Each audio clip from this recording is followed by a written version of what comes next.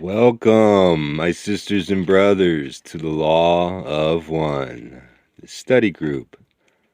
Yes, I know this is an unorthodox YouTube channel. I don't even have any visuals. I've had visuals. There's at least 300 or 400 videos with visuals if you want to see something. I think the visuals that you conjure in your mind as you hear these words is more important than any visuals I could spoon feed you. I apologize. I don't mean to sound so abrasive. This is Robert, and I love you. Please forgive my personality. We have a wonderful discussion this evening. The question this evening has to do with the role which personality plays in the spiritual development of the seeker. We'd like QO to give us an idea of the best way for the seeker to look at the personality, to use it or not to use it, and how to use it. What role does the personality play in the work of the spiritual seeker? We are those of the principle known to you as QO. Greetings in the love and in the light of the one infinite Creator in whose service we come to you this day. May we thank you for the privilege of being called to your circle of seeking. You can have no idea what it means to us to be able to share our thoughts with you. This is the service that we have chosen at this particular time, and when we are able to speak through instruments such as this one, we feel that we are able to fulfill our service. Please accept our humble thoughts for opinion rather than fact, for they are our thoughts and opinions. We would not wish to be in the position of authority over you. Consequently, we would greatly appreciate your using your own powers of discrimination to sort out the thoughts that are helpful to you from those that are not. We thank you for this consideration, as it allows us to rest easy, knowing that we are not infringing upon your free will. There is always that danger when a seemingly advanced entity speaks. One feels one ought to listen. We encourage you not to feel that you ought to do anything whatsoever, but follow your heart. Your query this evening has to do with the use of the personality for the seeker who is doing spiritual work. Oftentimes, in your organized religions, there is the suggestion that the human being is utterly separate from that entity that may do good works, or who may be acceptable to the one infinite Creator.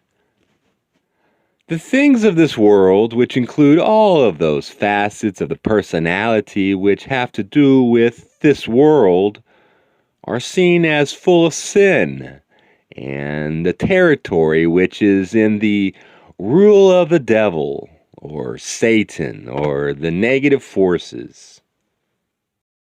The spiritual is seen as something separate, something to be yearned for and to be sought through the middleman, whether it be the priest, the Holy Spirit, the Blessed Virgin Mary, Jesus the Christ, or whatever intermediary is taught within other forms of organized religion than those with which this instrument has familiarity.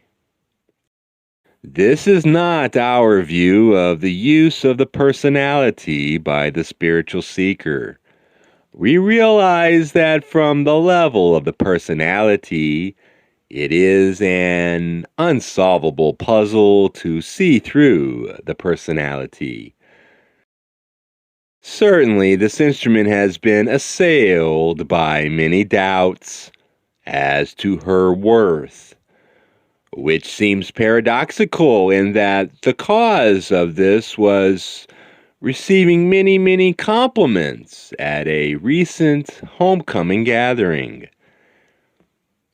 The possibility that she could ever, in a million years, be such as was being described by some of those attending this homecoming caused her to feel deep doubts as to her true worth. We mention this because this is the way the personality works. It is full of quirks and quiddities, often illogical and even contradicting itself in its various facets. The personality shell, as we have called it many times, rather than using such pejorative terms as ego, is not a smooth, symmetrical, completely integrated thing. It is rather a collection of gifts, challenges, and predilections. Imagine yourselves, my friends, before this incarnation began. You and your guidance gazed at the totality that is you, that perfect being that has come through so many waters, so many experiences, that has collected an overabundance of gifts, challenges, and predilections. You looked at the suitcase that you were going to pack for this incarnation. You had to leave out most of the traits which are part of the totality of your beingness. You chose quite thoughtfully and consciously, attempting to provide yourself with just the right clothing with which to dress your essence. A good deal of subtle and thoughtful consideration was put into these choices.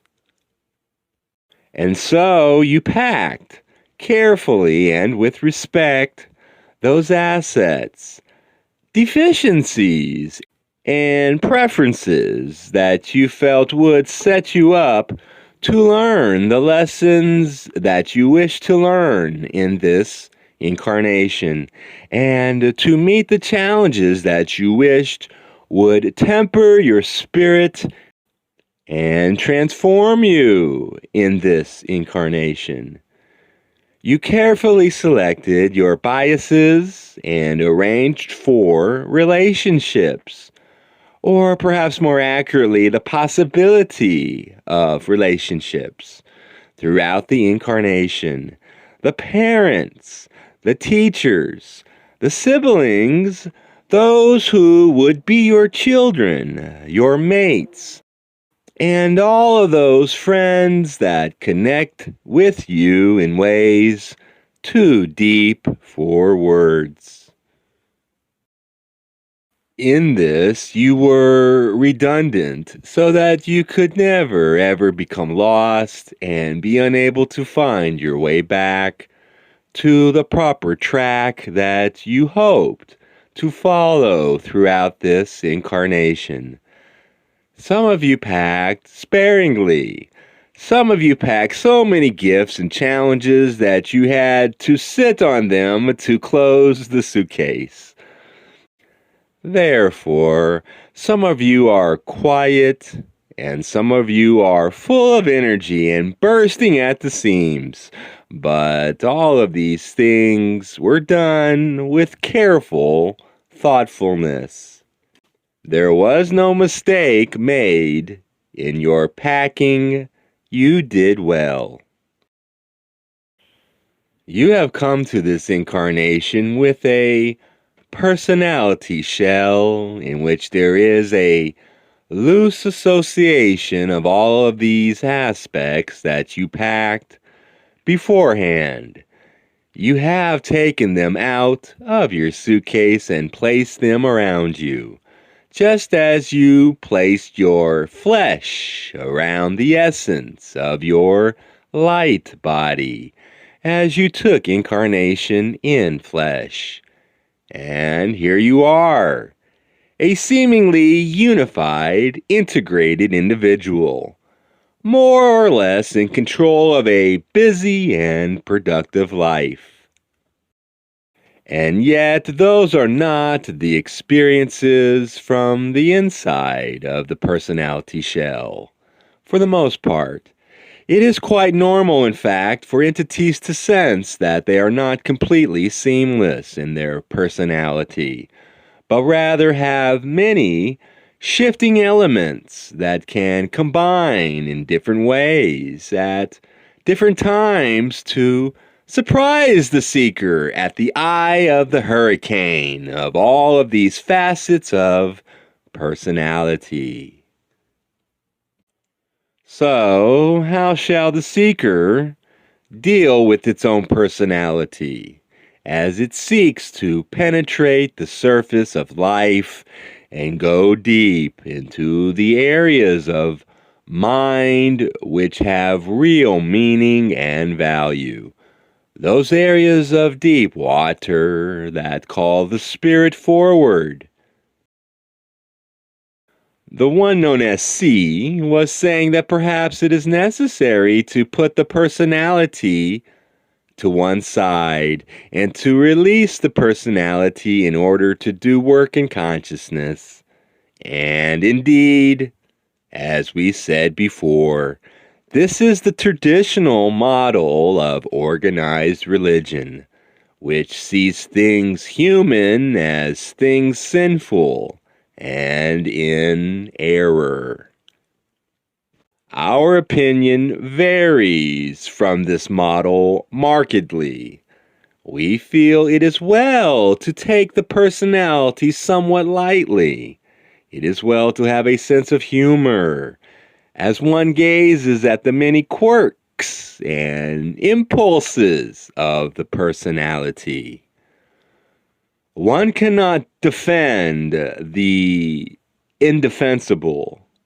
One cannot say that every choice made is a good one, when quite obviously there are many, many times when one looks back upon a choice and estimates it as being foolish. And yet such moments of inner realization teach and instruct the seeker within, so that gradually, as life experiences are collected and spiritual maturity begins to develop in the entity, it becomes more difficult to be thrown off of one's balance by the realization of one's folly and one's limitations in general. We would encourage entities who seek to know the one infinite creator to spend time developing an affectionate and tolerant relationship with the self. There is no use in dwelling in judgment upon the self, for every day is a new day. Every time you perceive that your personality has led you astray, you have the opportunity to begin again. You do not have to carry those mistakes of your past on your shoulders. You do not need to carry old sorrow upon your shoulders. You do not need to retain guilt for those things that you long ago expiated by your very suffering and remorse. It is well to travel lightly if you are a spiritual seeker, and to release the judgments of yesterday, that you may be entirely fresh for this day. As you evolve, you will discover that there are things about your personality which have begun to become transparent to you. It is not that you lose the personal aspects of yourself at all, but rather that they no longer affect you in the same way.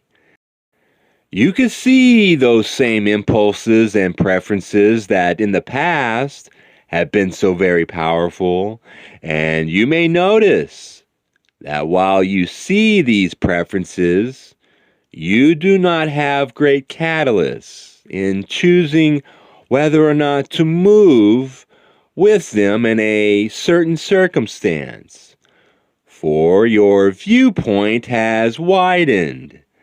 You see through yourself, and this is a transparency that works both in the outer world and in the inner world.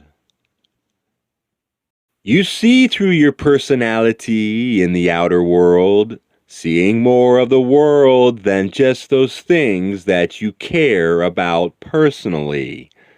Your viewpoint widens.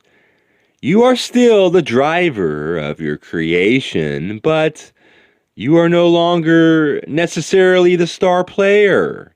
You begin to sense into the endless mirroring of the world. You become less afraid to contact other people's suffering, and therefore you become more able to rejoice with other people's joy.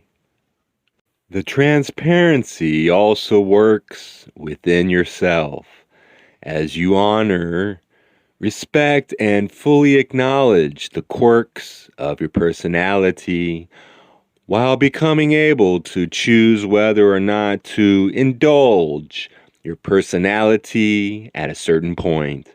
It is indeed one of the reasons that you took incarnation. For as suffering, pain, loss, and limitation temper your spirit and make it ever more flexible and strong, you become more and more an instrument that is transparent to the distortions of the surface personality, allowing them to be declarations and embellishments which do not cover the essence within. This is not something that can be done on purpose. It is a result of a life lived thoughtfully and consciously. It is a great reward of the spiritual life that eventually you become able to choose to bring into the forefront of your awareness that selfhood of yours, which does not partake of any masks, but rather rests in the mystery of the unconditional love of the Creator. You become an impersonal I, yet this impersonal I does not take over the personality. It is not intended at any time during the incarnation that the personality be dropped. It is simply that it becomes that plastic, workable, transparent collection of facets that you brought with you. Indeed, the sum total of becoming aware of this impersonal center or core to the self is that you fall in love with your foolish human personality shell. You like yourself. You accept yourself just as you are. For it is this vehicle that has served you so well and offered you so many occasions for laughter, camaraderie, love, and affection. It is this very personality that has allowed you to open your arms and embrace others and to accept the love of others. It is this very human, error-prone personality that is one of your glories. It gives you It gives your light color and texture, making that light that you welcome through yourself from the Creator have just that certain delightful uniqueness that makes you so very special and so very, very necessary to the Creator. Therefore, we would say that the proper use of the personality to the seeker is to respect and honor it, while at the same time realizing its nature. Realizing that it is clothing which you have put on to meet the faces that you meet, all of whom are simply clothed in these ways of looking at the world which are unique to each person. If you wish to work upon your personality, it is always well to think in terms of balance. There is a tendency in those who wish to be truly devoted to the Infinite One to toss aside all things except the highest and best. And yet, entities who do this are off balance. They have forgotten how to laugh and to enjoy the transient pleasures of food and drink and the way the air smells on a summer's day when it has just rained and the dust rises off the tar on a country road. Who would wish to lose the small delights of the personality in order to be ever more devoted, serious, and sober? We would not recommend this approach to seeking the one infinite creator, for the personality is that which notices and remembers the little things that would mean nothing to the impersonal self. Therefore, open your arms and embrace yourself, for your personality is a sturdy, useful, even necessary garment. Now, when you speak of garments, you also speak of the garment of impersonal life as well, and we encourage you to explore that concept. That even the cloak of Christ consciousness is a deep personality characteristic. Even the so-called impersonal self, that I am that I am, is still a cloak with which you clothe yourself. No matter how much you hunger to become completely the Creator's, you shall always, because of the very nature of this density, be that entity which wears the masks and wears the garments and comes at experience with a certain angle or edge. Therefore, explore your personality to find those angles and edges that are positive and life-affirming, that brings you to laughter and tears and honest emotions. Encourage those traits within yourself.